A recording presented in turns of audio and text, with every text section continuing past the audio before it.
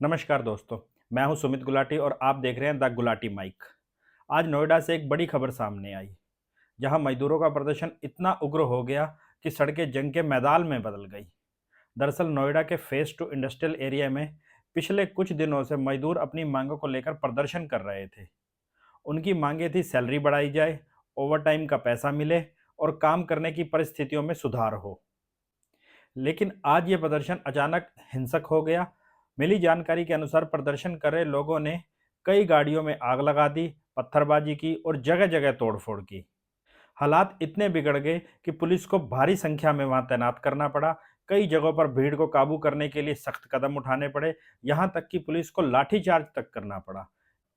इस पूरे घटनाक्रम का असर आम लोगों पर पड़ता साफ दिखाई दिया। दिल्ली नोएडा बॉर्डर पर लंबा ट्रैफिक जाम लग गया। ऑफिस जाने वाले घंटों सड़कों पर जाम में फंसे रहे। नोएडा के कई इलाकों में स्थिति इतनी खराब हो गई कि कुछ कंपनियों को अस्थायी रूप से बंद करना पड़ा। अब सवाल उठता है कि आखिर ये प्रदर्शन इतना उग्र हुआ क्यों? दरअसल मजदूरों का कहना है कि उन्हें उनकी मेहनत के हिसाब से वेतन नहीं मिल रहा। साथ ही ओवरटाइम का पैसा, मेडिकल सुविधा और नौकरी की सुरक्षा जैसे मुद्दे भी लंबे समय से अनदेखे किए जा रहे हैं।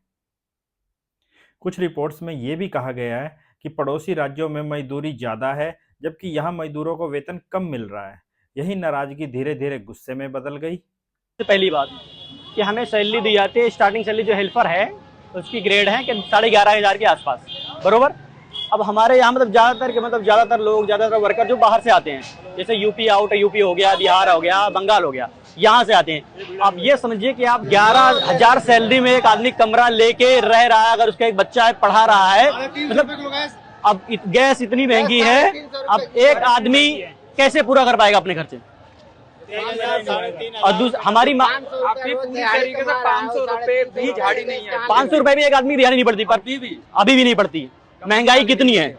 और ये प्रदर्शन कब से शुरू हुआ? ये प्रदर्शन काफी हफ्ते भर से है, जगह जगहों पर, क्या बोलते हैं, ग्रेटर नोएडा में और क्या बोलते हैं इधर अपना सूरत में, ऐसा बहुत सारी जगहों पे आज यहाँ पे ज्यादा हो रहा है।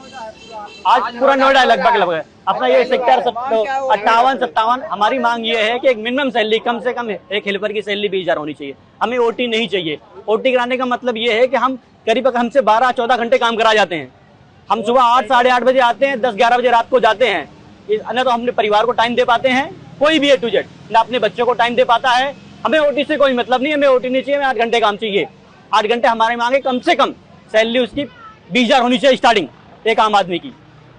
और कितनी फैक्ट्रियां होंगी इस पूरे इलाके में? खोड़ा में, पूरे नोएडा में काफी, मतलब बहुत बड़ा अपना यूपी का इंडस्ट्रियल एरिया है, ये बहुत बड़ा हब है। ज्यादातर एक्सपोर्ट कंपनियां हैं यहाँ पे, IT भी हैं, एक्सपोर्ट भी हैं। बस ये सबकी वही बेसिक सैलरी वही 11,000-12,000 के आसपास है। हम चाहते हैं, हमारे SDM का बयान आया था, आपने सुना होगा क्या? कोई महिला है SDM है शायद, गौतम बुद्ध नगर की। उन्होंने हमें, मतलब हम वर्कर मूर्ख है, हम मतलब थोड़े बहुत क्या बोलते हैं छोटे लेवल पे काम करते हैं, मूर्ख हैं। उन्होंने हमें बताया कि हमारी सैलरी 7 तारीख को मिलेगी, हमारी क्या बोलते हैं, हमें अपॉइंटमेंट लेटर दिया जाएगा, हमें डबल।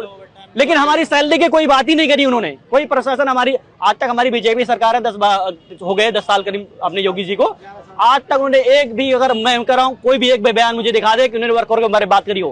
क्योंकि यूपी में इतना बड़ा हब है लेबरों का, नोएडा में पूरे देखने जाएंगे आप, एक भी बयान उनका नहीं है कि वर्करों के लिए हम ये कर रहे हैं, जब वर्करों के लिए इतना सैलरी दी जाती है। कोई मतलब नहीं। बात करेंगे तो सरकारी कर्मचारियों की, उनका, हम कर्मचारी नहीं है, हम तो बेकार हैं, कीड़े मकोड़े हैं। सैलरी आपको कैश में मिलता है या बैंक अकाउंट में? बैंक अकाउंट में आता है। अब आप ये सोचिए कि एक आदमी रेगुलर 12 घंटे, 13 घंटे, 14 घंटे, कई एक अस्थायी जगह पे बैठ के उसे घंटे भर हमसे कहा जाए कि हमें इतने पीस चाहिए, इतना काम करके देना है, कैसे बैठा रहेगा वो? आप खुद सोचिए अपने आप से। मेन कारण यही है, सैलरी का कारण है, पेमेंट। स्थिति को नियंत्रित करने के लिए प्रशासन तुरंत हरकत में आया। पुलिस का कहना है कि हालात अब नियंत्रण में हैं और जिन लोगों ने हिंसा की है उनके खिलाफ सख्त कार्रवाई की जाएगी। इसके साथ ही मजदूरों की समस्याओं को सुलझाने के लिए अधिकारियों और कंपनी प्रबंधन के बीच में बातचीत शुरू हो गई है। ये एक अच्छी और पॉजिटिव खबर है। दोस्तों, नोएडा जैसे बड़े औद्योगिक क्षेत्र में इस तरह की घटना कई सवाल खड़े करती है। यह सिर्फ एक प्रदर्शन नहीं, बल्कि सिस्टम में चल रही समस्याओं का संकेत भी है। अब देखना होगा कि आने वाले समय में इसका समाधान निकलता है या हालात और ज़्यादा बिगड़ते हैं। इस पूरे मामले पर आपकी क्या राय है, हमें कमेंट करके ज़रूर बताएं और ऐसी ही खबरें देखने के लिए हमारा चैनल सब्सक्राइब करें।